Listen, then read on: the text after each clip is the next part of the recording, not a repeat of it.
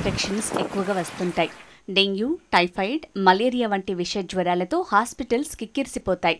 అయితే ఈ ఇన్ఫెక్షన్స్లో డెంగ్యూ చాలా ప్రమాదకారిణిగా ఉంది. కారణం ఏంటంటే దీనికి ముందుగానే జాగ్రత్త పడేలా ఎలాంటి వ్యాక్సిన్స్ లేకపోవటం ఓ కారణమైతే, రెండోది ఈ డెంగ్యూ వైరస్ సోకిన వెంటనే ప్లేట్లెట్స్ పడిపోవటం మొదటి కారణం.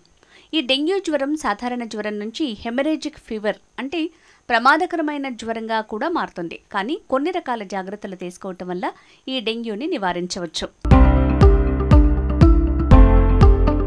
సాధారణంగా వర్షాకాలంలో దోమల బెడద ఎక్కువగా ఉంటుంది. అందులో ఆడ ఏడెస్ దోమ కుట్టడం వల్ల ఒకరి నుంచి మరొకరికి వ్యాపిస్తుంది.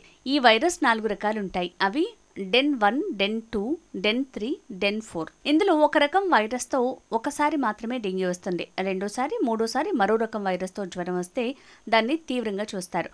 డెంగ్యూ వైరస్ సోకిన 3 నుంచి 14 రోజుల్లో ఎప్పుడైనా లక్షణాలు కనిపించవచ్చు. కుట్టిన దోమలో డెంగ్యూ వైరస్ ఉంటేనే ఒకరి నుంచి మరొకరికి వస్తుంది. దోమలో వైరస్ ఉన్నా కూడా అందరికీ జ్వరం రాకపోవచ్చు. వైరస్ని ఎదుర్కొనే యాంటీబాడీస్ అప్పటికే శరీరంలో ఉంటే ఇన్ఫెక్షన్స్ని తట్టుకుంటాయి కాబట్టి డెంగ్యూ బయటపడకపోవచ్చు. డెంగ్యూ శరీరంలో ఉన్నప్పటికీ కేవలం 10% మందికి మాత్రమే లక్షణాలు కనిపిస్తాయి.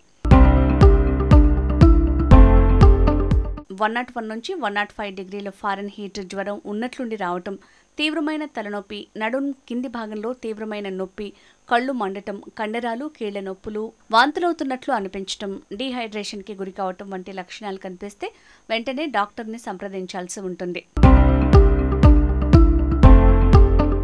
డెంగ్యూ జ్వరం నిర్ధారణ అయిన తర్వాత వెంటనే ప్లేట్లెట్స్ పడిపోవటం జరగదు.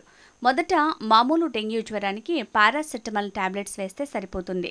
వాంతులు వంటివి కాకుండా ఉంటే ఓఆర్ఎస్ తాగొచ్చు. ముఖ్యంగా గుర్తుంచుకోవాల్సింది ఏంటంటే జ్వరం తగ్గుతున్న సందర్భంలోనే రక్తపోటు, ప్లేట్లెట్స్ తగ్గిపోవటం జరుగుతుంది. కాబట్టి జ్వరం లేదని అశ్రద్ధ చేయొద్దు. ప్లేట్లెట్స్ సంఖ్య 1,00,000 కన్నా తక్కువైనప్పుడు జాగ్రత్తగా ఉండాలి. 50,000 కన్నా తక్కువైతే హాస్పిటల్లో అడ్మిట్ కావాలి. 20,000 కన్నా తగ్గాయంటే మాత్రం ప్లేట్లెట్స్ ఎక్కించాల్సి ఉంటుంది. రక్తంలో ప్లేట్లెట్స్ పడిపోవటానికి ప్రధాన కారణం డెంగ్యూ ఫీవరే. దీంతో పాటు మలేరియా, ఇంకా ఏమైనా ఇన్ఫెక్షన్స్ సోకినా రక్తంలో ప్లేట్లెట్స్ పడిపోతుంటాయి.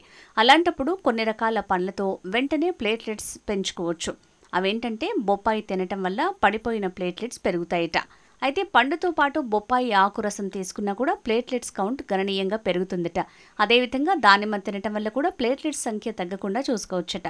వీటితో పాటు కివి, డ్రాగన్ ఫ్రూట్, జామ తినటం వల్ల కూడా ప్లేట్లెట్స్ పడిపోకుండా జాగ్రత్త పడొచ్చని చెప్తున్నారు ఆరోగ్య నిపుణులు. పరిసరాలను పరిశుభ్రంగా ఉంచుకుని దోమలు రాకుండా, చేరకుండా జాగ్రత్తలు తీసుకోవాలి. శరీరాన్ని పూర్తిగా కప్పి ఉంచేలా దుస్తులు ధరించాలి. పూల కుండీల్లో, వాటర్ ట్యాంకుల్లో, టైర్లలో, కూలర్లో, రెఫ్రిజిరేటర్లలో నీటిని నిల్వ ఉంచకుండా చూసుకోవాలి. దోమలు రాకుండా దోమల జాలి డోర్స్ పెట్టించుకోవాలి. జ్వరం లక్షణాలు కనిపిస్తే వెంటనే డాక్టర్ని సంప్రదించాలి. పళ్ళ రసాలు, కొబ్బరి నీరు, ఓఆర్ఎస్ ద్రావణం వంటివి తీసుకుంటుండాలి. దోమలు కుట్టకుండా జాగ్రత్తలతో